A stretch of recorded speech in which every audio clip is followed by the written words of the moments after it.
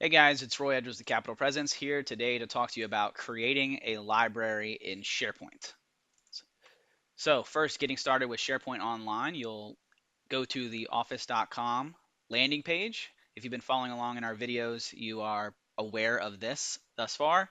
This is your kind of landing page, your HubSpot for all of your O365 applications. You'll see sites you have permissions to. You'll see Delve. You'll see Outlook. You'll see all of your Office applications. In finding SharePoint, you'll see on the Good Morning screen, you'll see SharePoint. That would be here. Or if you click the top left waffle drop down, you should see SharePoint there. So let's go ahead and click SharePoint. And then we will select the team site that you wish to go into. So now that we are in the site where you wish to create this list or library, today we'll be creating a library, you'll go ahead and click the new drop down button with the plus sign next to it. Alternatively, if you're not in the O365 environment, you will need to click the gear in the top right. We'll go over how to create it within the gear later, but for right now, we're going to focus on this new drop down plus button. So from here, you'll see a couple different options. You'll see list, document library, page, new posts, and so on. We're going to go ahead and click document library. Alternatively, you could select app, and that would bring you to the app screen where you'd be able to choose document library. But for right now, let's go ahead and click document library from here. Now you'll see a flyout that says create document library. You'll see name, description. So we're going to go ahead and give it a name. So this name, it's important to note that it will become a part of your URL, much like the site and list in previous videos. It will be shown throughout the environment. So just like we did with the lists, this is going to show up whenever this library is around. And also it is important that you keep the name short. The shorter the better. And if you name this my library or my list, it will be displayed as my percentage 20 library, or in the example below, my percentage 20 list. That will show up in the URL path. So to avoid that percentage 20 in the URL, you can just go ahead and make it one name, my library, with no spaces. You can add a description if you'd like, and then now it exists. If you go ahead and hit save, you'll be taken to your library. I named mine test library. These libraries are for documents to be shared online. They're much like a shared drive that many of you are familiar with, except this is the online version of that. You can store documents, you can track documents. By default, you will see a couple fields that are created.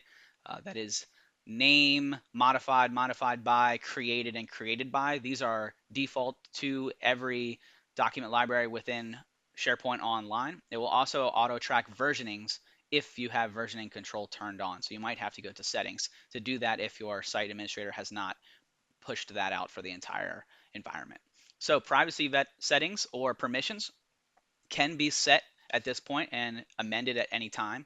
We'll go over that in the next video of how to break, amend, and change permissions within the document library, but it's important to note that any permissions that you create at the beginning of creating a library can be amended at any time. So let's go over the gear. The gear in the top right. The gear, as I like to say, is your friend, and it is a starting point for creating applications, pages, or anything within SharePoint O365 and previous versions. So in 2013, you'll see this gear as well. So if we go ahead and click the gear, then we click add an app, and then you'll be taken to your app templates. So you can create an app template for future use. So if you were to create a list or a library that you wanted to duplicate across site collections or pages, with the data or without the data involved, you can easily create a template. That way you don't have to recreate multiple times. So let's go ahead and hit the gear, and then we're going to click add an app. From the Add an App page, you'll choose your list or library template. So we're going to go ahead and choose Document Library, and then you would go through the same steps that we went through before. You'll have to name your app, give it a description, and that would all be part of your URL. But this is the alternative way to doing this. You'll see different apps throughout the environment. And now you can work wherever. So you can store documents to be accessed from anywhere at any time. You can collaborate with documents with people. You can open up the documents and they'll open up within the O365 web app, and you'll be able to see who else is editing documents at the same time. SharePoint, again, is the backbone of the O365 environment, so you'll be able to share these documents throughout Teams and throughout Outlook by simply copying the URL or sharing the document. and you'll be able to track documents of who's collaborating on them and who has edited or made versioning edits. So you'll be able to go through and see previous versions, who modified them at what time, and you'll be able to have full control of your documents. So you have a library. So now you can add metadata and columns and fields, which we'll talk about in a future video of how to add metadata and the different types of metadata that you are able to add, such as checkboxes, dropdowns, people pickers, and more. You can also amend the permissions if you'd like to. You can give folders unique permissions. You could give permissions to the entire library that are different than this site collection. So there's a lot you can do with permissions, which will be done in the next video. Libraries can be deleted at any time and they can be renamed, but you cannot change a list into a library, or you cannot change a library into a list. You can, however, create views and folders to better display your documents within your library. So that is something to keep in mind. So if you have any questions, please feel free to reach out to us at support@capitalpresence.com, or you can find us on social media at Capital Presence. I can do a fly through video for you guys right now on how to do this. I'll go ahead and dismiss that. And so I will go through on how to create a video with you, or how to create a SharePoint library with you guys right now. So I'll go ahead and dismiss this note.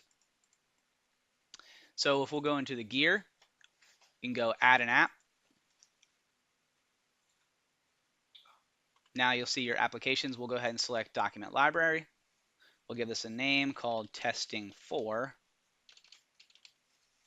You could do advanced options. This will bring up additional things you can do. Test 4 description. We'll just give it a bunch of keys, and then you could say, create a version every time you edit the files. That was the versioning control that you needed to have turned on. By default, we have it turned on for yes, but you could say no if you wanted to.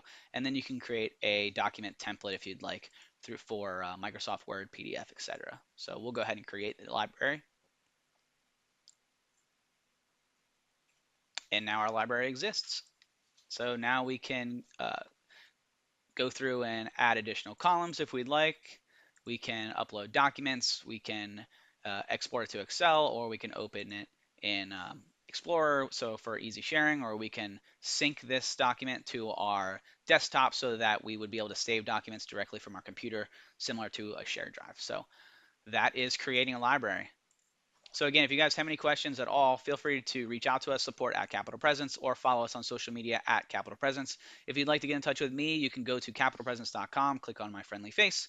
Again, that is Roy Edwards under our team page, and you can message me directly. So until next time, thanks guys.